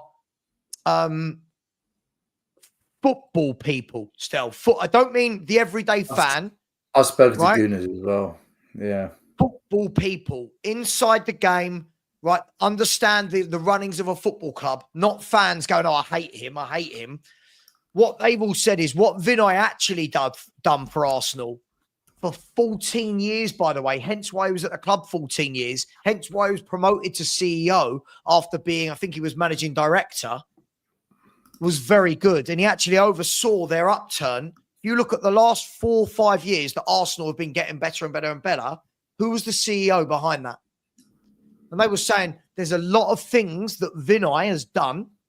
There's a lot of reasons why Levy's brought him in, and that the one thing that Vinay is very good, that they've all said, is that connection with the fans. They said he's very good at knowing how to, that kind of fan liaison, incentives for fans. That a spokesman for the club, basically. Right. And these people always say to me, don't listen to those fans that just say Vinay's crap. They don't understand what he did for Arsenal. They don't understand what his job is. It's like most people. They don't understand what the people in the suits do. So, no, Matt, I'm not going to listen to you. Not you, Blaine Dev. Big up for the question. I'm not going to listen to you going, have you heard how shit Vinay was when Arsenal are a bloody well-run foot? Sorry, Stel, I know we hate them, but they are a bloody well-run football club, whatever we want to say about them. So, and Vinay's been there as the managing director and CEO for 14 years. So we've got to get out of this Arsenal mindset. I think it's a good thing. What do you make of this question from Blaine? Personally, I don't care because sorry, Sam. I couldn't care less, man. Honestly, every 2 years, I don't care. Sav, I just don't because every piss off, Sav. Yeah, every 2 years, management restructure, internal sporting, what's it called? Assessment. Rebuilding the managerial pyramid, data-driven model implementation. I'm sick and tired of these corporate projects given these labels that fans jump on and they literally dick ride them with this positive energy thinking, and now this is our moment. This is what it's all about. Bollocks. This whole Lange project was meant to be, right, this is it now. Last chance, last spin of the wheel, last throw of the dice. He said to us, I've made mistakes. I get it. I've made mistakes. We've got our Tottenham back. It has been nothing short of a catastrophe. 400 million pissed down the drain. A manager out of his depth. A recruitment officer that is an absolute abomination. He didn't need to bring in Lange. He could have given the job to Gabardini, but got rid of him. Munn, what has he done? This project has been an utter disaster. Sure. And now they're going to spoon feed us a new project. The Vinny Paratici partnership. They'll give it a new name. They'll give it. I think the one I read the other day was managerial pyramid restructure. SAVVA, I just don't care, man. Until I see, I hear what you're saying. I just don't believe Levy's going to get it right. I've got no faith in the owner, what he's doing. Sure, but from a football perspective, I can see what Levy's doing. Whether we like him or not, whether I put Levy in, when I say Levy in the WhatsApp group and everyone goes, shut up, SAVVA, just for a laugh, by the way, people. Right? When I see what he's doing, right, I've said this many times. My viewers might get bored of hearing me saying this, but I see now why he's not sacked Ange. I've said this a number of times. I think he's having a complete clean sweep. Now, I'm not saying it's right, Stel, but I do think he's acknowledged that Lubo always says as well. I think he's acknowledged this year he's made an absolute ricket with Lung? Who's Lung? Lang. With Munn, Lang, and Ange. I think he realises, Stel, 2 years too late, I think he's realised, shit, I've made a mess.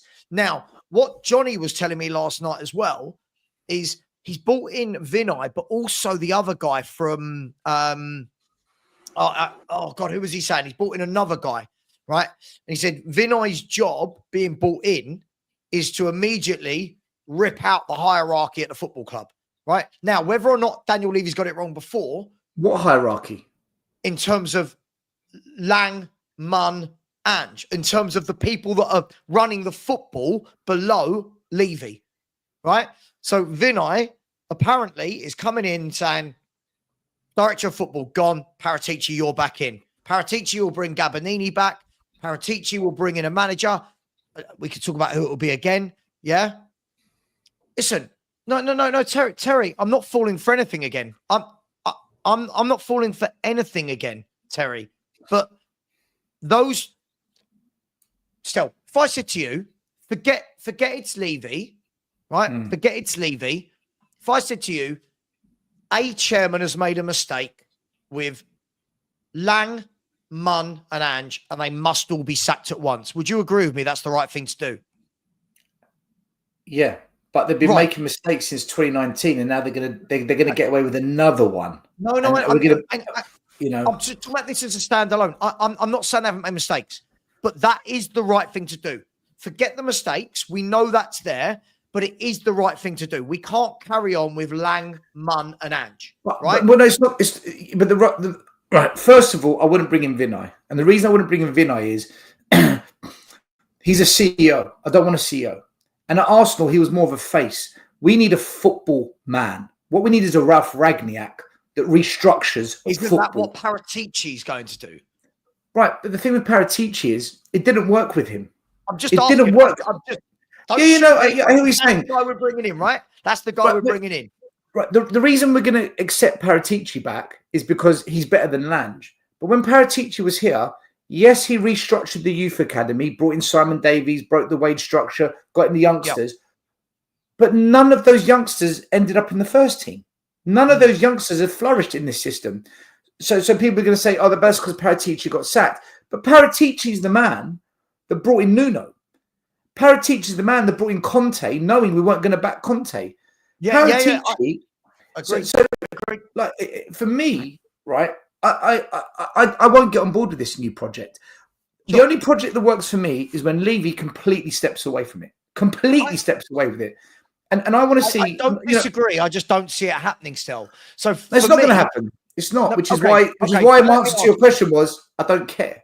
No, I understand. So let me ask you, right?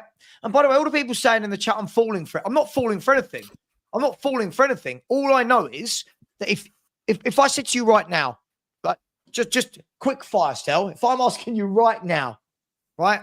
Yeah. Paratici or Lang? Paratici. Right. If I tell you right now, Vinay or Munn? Vinay, who's done it for 14 years at Arsenal, a Premier League club, or Munn, who's done it in Australia? There was a lot of power struggles with Vinay. He got forced out. There was a lot of turmoil with him and the directors. So I'm 50-50 with Vinay, if I'm honest. Okay, 50-50. Okay. I'm 50-50. All right. Ange or anyone. A lot of the reports are anyone. saying... Yeah, anyone. A lot of the reports are saying it will be Xavi, right? Fine. Yes. Now, if Xavi comes in, Xavi is a manager that will play youth. Xavi has come through the Barcelona youth setup where it's drilled into them from day one. If you're good enough, you will get game time, right?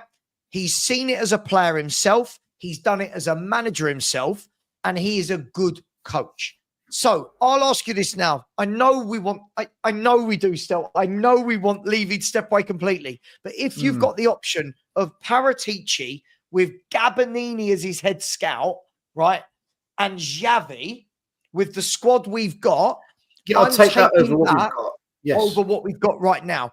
And yes, I know Paratici made the mistake with hiring certain managers. What I think is, in my opinion, I think they got themselves in a pickle. I think because they got the Nuno one wrong, they got in Conte, who was the wrong guy because they knew that big name would appease the fans. Xavi, I think, is the perfect mix if he was to come in because he's a big name. He'll walk into the dressing room and those players are going to go, that's Xavi, one of the greatest midfielders that's ever played football. But he will coach Bergvall, Donnelly, Gray. He will coach them. And I think that works with what you said, Stel. You told me this, that Paratici was the one that came in, ripped out the youth setup, started again, paid higher wages. That fits with that model. So if that does happen, so hypotheticals, we live by hypotheticals. Where there's some logic in what you're saying is the youth academy, the teams play better than our first team. They play a combination of 4-3-3 and they play 4-5-1. But they play out from the back, possession-based football on the front foot, but they don't play exactly how Ange does it. The youth teams play a very good style of football. There's some good players there. And I've said this all along. And if you can nurture those players in that system and develop them, then yeah, I get it. But my issue is what we're doing here is now we're just saying, well, this is better than what we've got, which I agree.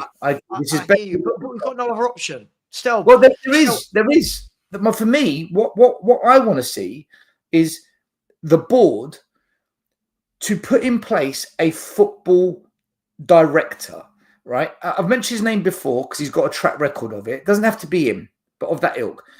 Ralph Rangnick built the Leipzig group. He implemented the whole group, structured it from scouting to youth to first team to transfer policies. He uncovered Jurgen Klopp. He worked with Jurgen Klopp. Gegenpress is a part evolution of Rangnick with Klopp. For me, Rangnick as a manager coach, no. As someone who's done that job, but as a director, he's very, very good. I want to see someone come in and do that and then let him build the managers, the coaches, the scouts. What we're going to do is we're going to bring in a suit in Vinay and say, right, help us do the football. We need someone that can work with the youth. Now, that bit I get. So I'm half on board with it, but I'm worried about Vinay and I'm worried about the corporate structure. For me, I think it's going to cause problems for Xavi, SAVVA. I think this is going to cause problems for Xavi. I agree with everything you're saying. Right? Which is why I'm going to ignore the person in the chat saying SAVVA's just hoping for 1% improvements. Do you know what? Where I'm at the moment with Ange, Lang and Munn, I'd hope for a 0.01 improvement, if I'm honest. That's how bad it is in this current setup. Listen, I completely agree with you, right? What we've got to hope is, again, I know it's all hope. That's what we've got as Spurs fans now still. It's hope. Unless Levy goes, we've got hope. My hope is... Hope and delusion.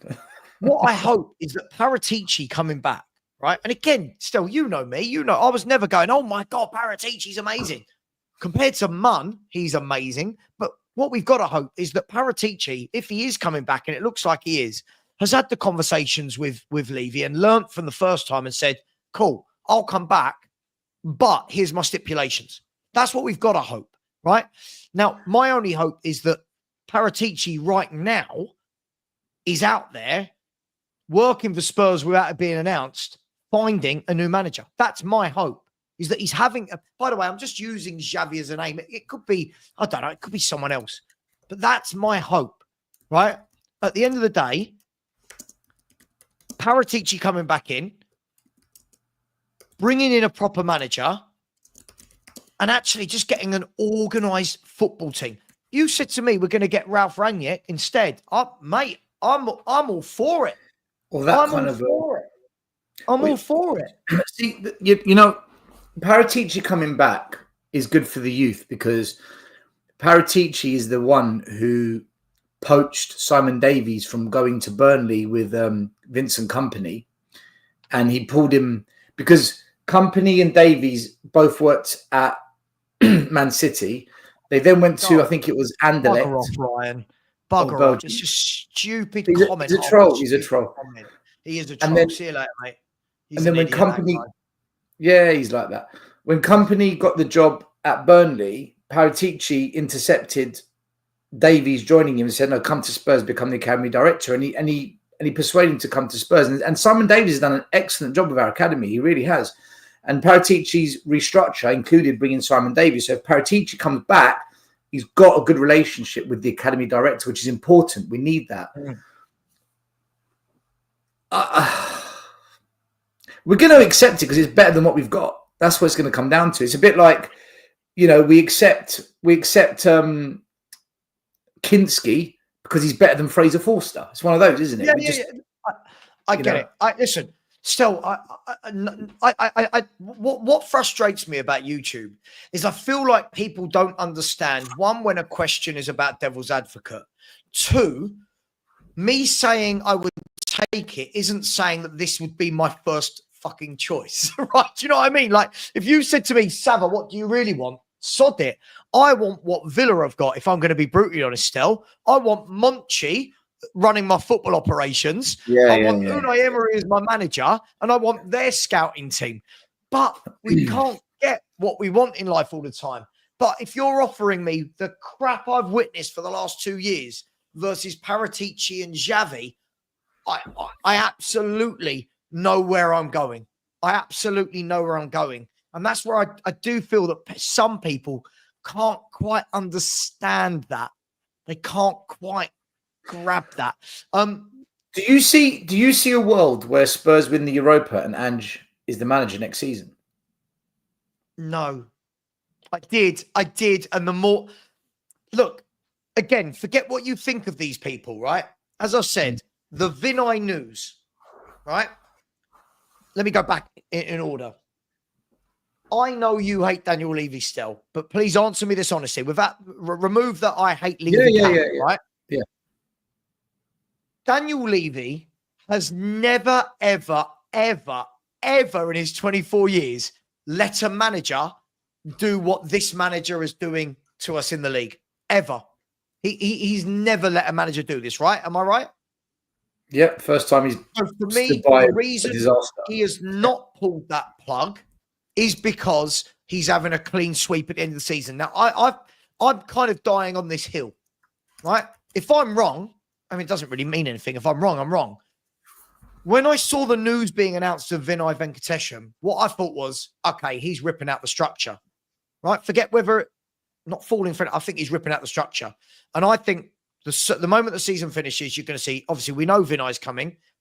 All of a sudden, we're starting to see pictures of Paratici at games again and blah, blah, blah. Paratici's coming in. We know Paratici will not come to Tottenham if it means Ange is the manager. That means the manager's going. And there's no need for Scott Munn if you've got Vinay and Paratici. So for me, I think he's coming in and going, I think Daniel Levy has held off from sacking him purely because he's doing one clean sweep at the end. Now, if that doesn't happen still, then I'm baffled. That's the only thing I'm hoping. That's all I've got. I've got hope. Part of me thinks if Ange wins the Europa, he might be here next season. Part of me, because I'm not convinced Ange is gone just yet. I'm not.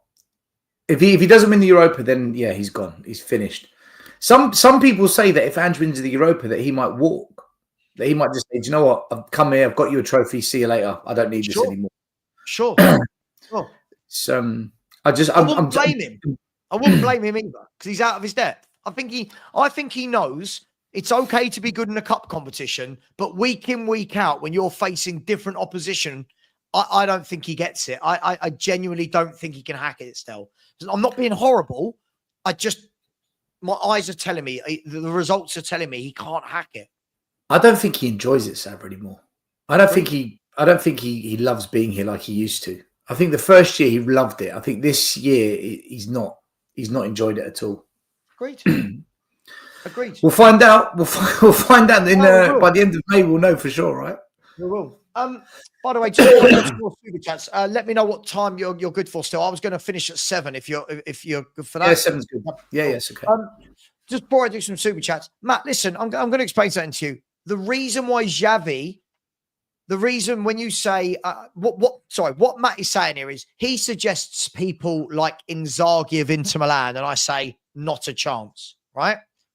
Now he's saying, why, by my logic, is Xavi obtainable and the others aren't?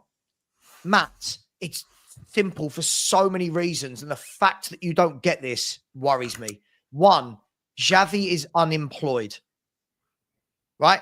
He cost nada, nothing. That's a dream for Daniel Levy, isn't it? Imagine Levy has said to Paratici, can you get me someone? I'll get you Xavi. He's immediately available. You've got no clause to pay out, right?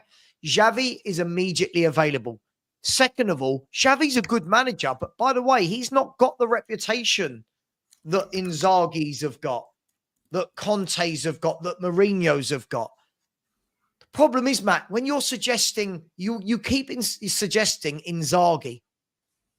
Inzaghi manages one of the best teams in the world who are currently in a Champions League final.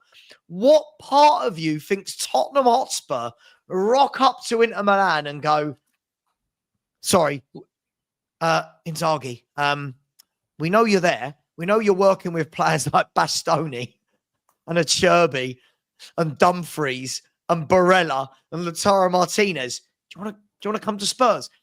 You've got it. This is like when this is the guy, by the way, still that says, just go and get what's his name from Villa? What's his Morgan Rogers? Just go and get him. Just go and get Morgan. Oh, not that conversation again. Oh yeah, God. But this We're is not why getting Rogers. He doesn't quite get it. We won't get Rogers. Matt, listen. do you know what? I'm going to say this right now. Fuck off. I'm sorry. SAVVA just happy if Ange goes if it brings down all the building blocks. Stel, what building blocks? What building blocks? Fuck off. You're a twat. Sorry, mate. Let me get some super chats. Big up to you. By the way, thank you very much, Blaine. Thank you for a really good talking point. Thank you very much. El Mod has come back in and said, ball usually go through Patrick Berg. Been trying to tell people about Patrick Berg. I'm being told he's not good. Good footballer. Patrick Berg, the central midfielder, and out to the wingers. They usually crash the box. They also suffocate teams at home with immense pressure and a lot of speed. They're good. And you've come back in and said, reminds me of Klopp's red rock and roll with finesse. I don't doubt it. Whenever I've watched them in Europe, this is what I've seen, Elmod. Whenever I've seen them in Europe at home, this is what they do. It's going to be a the one thing I'll say. Game. The one thing I'll say. Thank you for these. Thank you very much. Yeah, appreciate that. When teams play that way, if we get in behind, that's when we tend to be our best counter-attacking team. This is when we tend to do well. So you could be giving up a lot of chances to Spurs. The question is, will Spurs convert? That's going to be the question. On that pitch, with no Maddison, will we be good enough on the transition? That's going to be the big question. If Bodo play that way. Also, if that pressure from Bodo gets them a couple of goals, we might not even be able to transition because we'll be wobbling. We'll just lose composure and God knows what happens. So, yeah, this game's going to the wire. I can feel it. It's going to the wire. As I said, I think they'll win on the night. I think we scrape through. By the way, Ousmane Dembele is named on the bench for PSG against Arsenal. That's breaking news coming across the screen at the moment. And also breaking news that Tottenham will definitely be without Son. So Son, definitely not there. Maddison, definitely not there. Big up to you.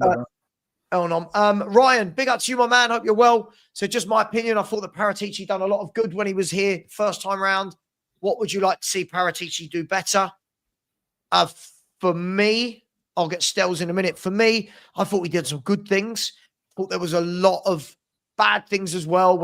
Stell mentioned it, when you look at the mistake of bringing in Nuno, when you look at signings like Hill, when you look at signings like Emerson Royale, I thought there was a lot of lazy signings there. In and amongst some good who was that Italian goalie he signed in it? He lasted one season.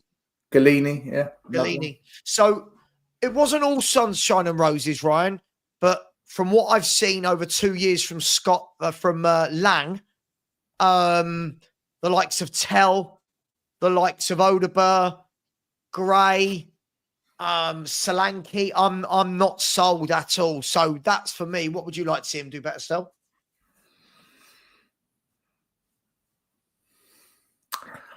I'd like to see him force the issue with the youth. I want to see the youth come through. If we, rather than signing players that are punts like Tell, I'd rather, Yang and Mikey Moore be nurtured and we give it time. Let them have a season and let's see where we end up with them. I'd rather see that issue forced. Otherwise, what's the point of restructuring the youth? What's the point of restructuring the academy? What's the point of signing, young kids for the academy? There's no point to it if it's not going to nurture into the first team. That's what I'd like to see. I want to see us start implementing a youth policy, an actual youth policy for the first team, not a pretend one.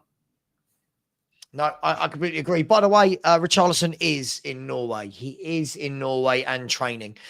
So that bit of news was not correct.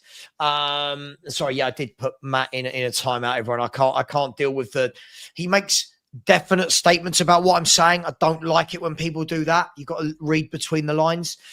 Big up as well. Thank you, Ryan, for that comment. And then Kia as well has said, big up SAVVA STEL, my two favorite YouTubers. Thank you very much, Kia. You're our favorite YouTube viewer right this second. So question, are the players allowed to voice their opinion, faults, how bad the system they are playing to Ange? Keep up the good work.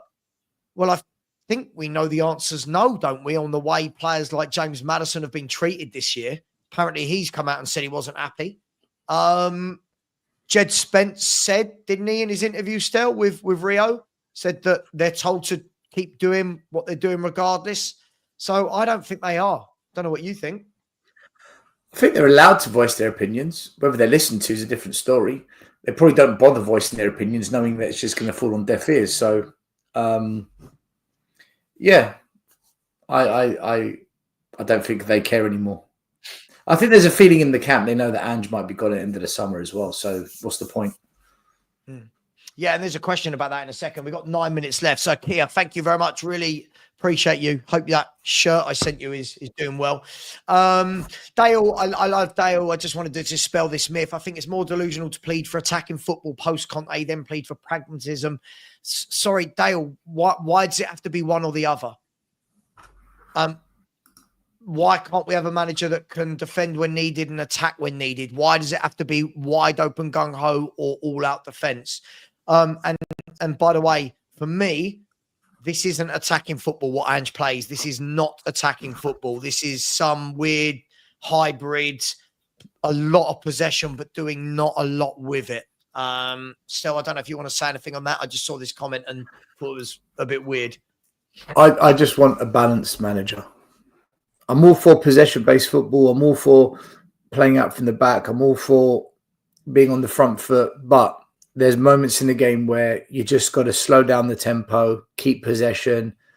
And there's times in the game where you've got to raise the tempo and push teams back. It's been able to transition between those two, not have the defense always on the halfway line. We're going to play certain teams where we need to drop the defense a bit, not have big gaps on the pitch, on the flanks where people can just attack. It's just someone that structures a team in a way where we say, you know what, we look solid. We're hard to beat, but we can still attack. Just a balanced football team with a balanced approach to win games. That's what I want. Conte, yeah, he was pragmatic, and yeah, Angie's gung ho. Why can't we have a bit of both? Yeah, absolutely. What comments did I see? Big up to Matt. Big up, happy birthday for tomorrow, my man. I hope you are well. What age are you going to be? Happy birthday. If Parrot Teacher is returning, who do you think he'll bring as our next manager? I would like Simeone Inzaghi. As I've said, I just want a solid manager. I don't think Still, do you think there would be an ounce of a chance that Simone Inzaghi would want to leave Inter Milan to come to Tottenham Hotspur? What's wrong with us? Where do we get these ideas from? I don't know. It's like saying Enrique is going to leave PSG and come to Spurs for fucking what? Yeah. No, there's no chance. Matt, listen, have a great birthday. You have that dream. If that's your dream, we'll let you off, Matt. We'll let you off. All right, Matt. Do you know what? I didn't want to ruin his birthday, so I was just going to say, just have your dream. It's fine. I want Glasner. My choice is Glasner. I'd take Glasner. Listen, there's so many I'd take. I'm at the stage where I'll take Stanley, the dog sleeping below me. I'm going to rattle through some of these without actually answering them too deep because we've got 6 minutes left. Big up to Nathan, who said, will you guys either cash in on Solomon or give him one final chance? Nathan, we were talking about this in our group earlier. For me, I don't understand why he doesn't get more of a chance. I think he's better than Odegaard, and I think he's better than Tell. I think he's more ready than Moore, and he's more ready than Yang at the moment. But I want better. But of the wingers we've got, I don't see him as any worse than any of them. Stel? I don't know if he was given a chance. He played a couple of games, got injured, and then he was flogged out on loan. So I don't know if he was given an actual chance. Spence wasn't given a chance until we had an injury crisis. So yes, I would bring back Solomon and give him a go. Yes, I would give him a chance. But at the same time, he's got to stay fit because he was injured at Spurs. So it's, maybe he was just unlucky he was injured at Spurs. I don't know. He's had a great year out on loan in the Championship. Look, for me, let him train in the summer. It depends who the manager is. But what I do know is I'd rather him on the wing than Odegaard and Tell. He runs at people. He takes them on. He's direct. For me, the problem we've got, Odegaard and Tell for me have got very little joy when actually trying to take a man on. But big up to you for that question. Chris Motley has said, lads, do you think Ange already knows if he'll be here or not next season? 100%. Yeah. Body language, interviews, snappy. I don't know. I think everything about it. Yeah. Do we agree? He knows. I think we all know. Could be wrong. If he's here next season, we'll deal with that. Barat has said, without your Spurs hat on, how much of a chance would you give Arsenal to go through tonight? Barat, I've been saying, and I'll keep saying it, and SAVVA's my witness because we're in similar WhatsApp groups. PSG are going to win the Champions League. You're out. I think you'll give them a game. I think it'll be close. But when I look at all the teams, I think there's some good attacking teams like Barca and PSG. There's some good teams that can be a bit more pragmatic when they have to, like Inter and Arsenal. But the difference for me, the separator, is Donnarumma. He's a big stage player, and he proved it at the Emirates. Some big saves he popped up with. I think PSG, I think this is their time. I think Enrique, he did the treble with Barcelona. He knows how to build a team. PSG lost Mbappe, but they look like a team now. And with Dembele on the bench tonight, I'm sure if need be, he'll come on. So they've got him. What a great sub that will be to have. And, with Donnarumma, I think that will be the difference in the end. So my money's not just on PSG tonight. I think I do think they'll win the Champions League. I think they'll do it. I thought Barcelona were going to. At this stage, I am now fully... I mean, I think it'll be a great game if PSG play Inter Milan. I think it would, again, two very different, contrasting styles. Last night is the best game of football I've seen for years.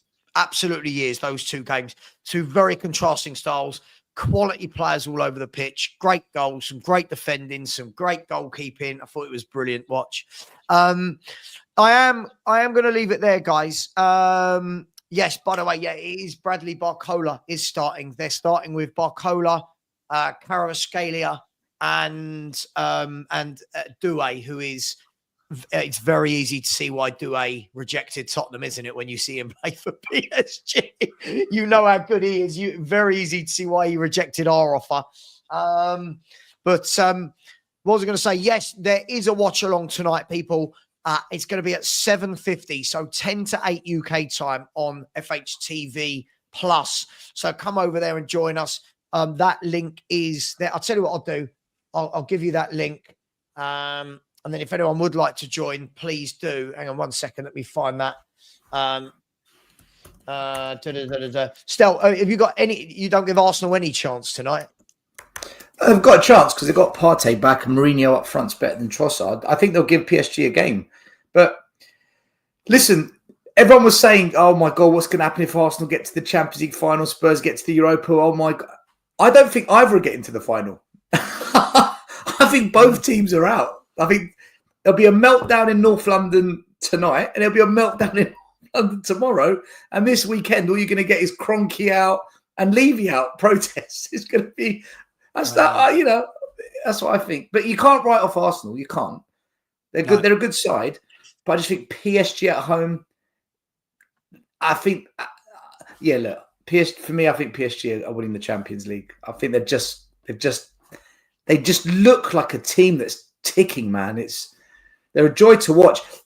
Into PSG will be a final, just like the semi-finals into Barcelona. I think it'll be a game like that. It'll be brilliant to watch. No, I completely agree. And by the way, just quickly, the multi-channel, it's a great show, fellas. Sava, why do you think we're going to win the Europa League? I think, listen, quite simply, I think, first and foremost, this awful, awful 2 years we've witnessed has to have a silver lining in some way. Two, I look at the run we've had and I think, you're never going to get an easier chance to win a European trophy. And three, sometimes your name's written on it. And I just think it is. And again, Stella and I feel very differently about this.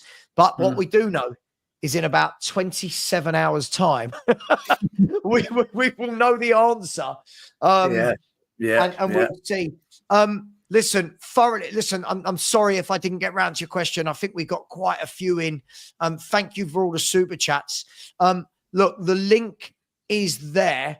Hang on, let me just check that I've done that right. The link is there in the chat. I'll put it in again. There we go. Paste. There's the link. So if anyone would like to watch at 10 to 8, we always have a bit of a laugh. I think Danny will probably join me again. Obviously, everyone in my WhatsApp group knows they're allowed to join. Just watch the game, chill out, and hopefully,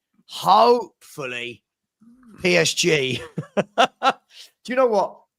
Or what I always do is the moment Arsenal have a massive loss like this, I go straight over to Lee Gunner's channel and I look and I think, I wonder how much money you're making from your 8,000 viewers that are watching you live right now. See, I asked myself, how many cigarettes is he going to smoke? He loves it. He loves it. Listen, he's cracked YouTube. Look, let's be honest. Whatever people want to say about Lee, he's cracked YouTube. And do you know the best thing about Lee? Lee does as a YouTuber, when people say, if you do this, it's good for your algorithm. If you do that on your thumbnail, Lee doesn't do any of it. Lee goes completely against the grain and just does his thing. Anyway. Do you know, just very quickly on Lee, when they lost a big game a couple of weeks ago and it was a complete meltdown, they're all kicking off with each other. It's classic Arsenal meltdown. And he did a video and he titled it, people do the red siren emoji and then emergency podcast. Yeah. He called it Generational Emergency Podcast. Do you know what? That's the best. That's the best title ever. Generational emergency meeting. What a piss take. Perchy messaged me this afternoon. I do need to go. Perchy messaged me this afternoon and said, if we get knocked out tomorrow, I'm expecting a Lee Gunner style emergency meeting throughout the evening. Yeah. We'll be going live till 4 a.m. Yeah. Anyway, listen, thank you very much, Stel. Really appreciate it. Everyone in the chat. Hang on, dude. I'm friends with Lee. It doesn't mean that everything Lee tells me I have to go, yes, Lee. No, Lee. Oh, you're right, Lee. This guy, you're right. I'm blocking you for good right now. I've had enough. Bye. See you later, Matt. Couldn't deal with him. Take care, everyone. You've got the link. By the way, the Arsenal team, Partey, Odegaard, Rice in midfield, Saka, Martinelli, and Marino up front. Yeah. Saliba, Timber, Kiwior, and Skelly and Raya. So they've got a strong team out tonight. Guys, let's hope PSG do it. Take care, everyone. Much love. See you later. Please subscribe to Stel. Please subscribe to myself. And as always, come on, you Spurs. See you later.